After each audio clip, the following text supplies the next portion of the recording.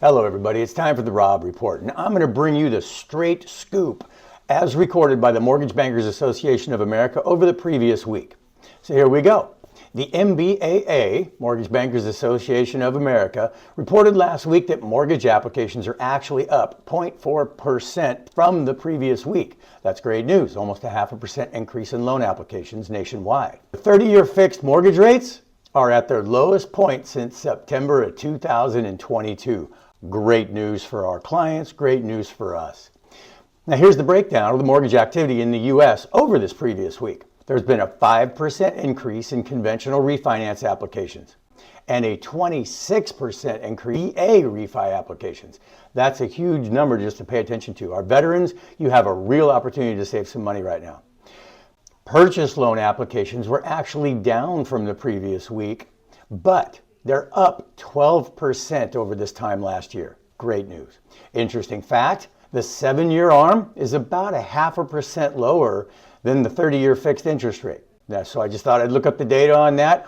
ARM applications make up 8.2% of all applications right now.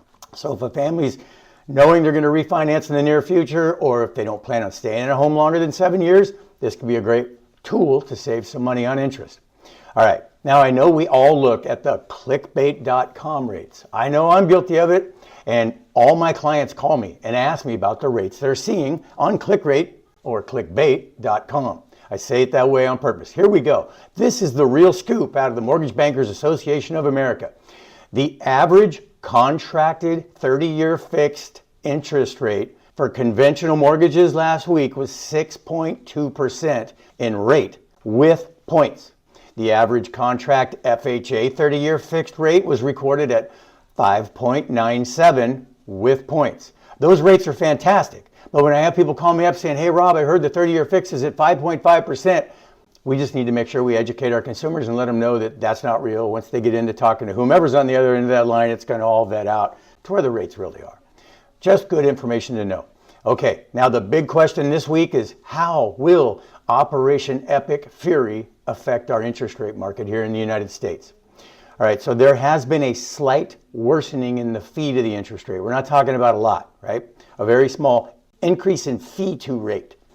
However, I want to make sure we take a look at the history to see what might predict for our future. The last two previous military actions in the last 5 years ended up having a small interest rate price worsening that then corrected 1 week later.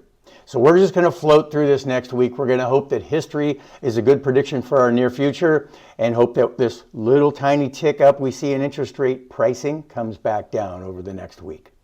That's what we have to share today. That's the real scoop. That's the Rob Report.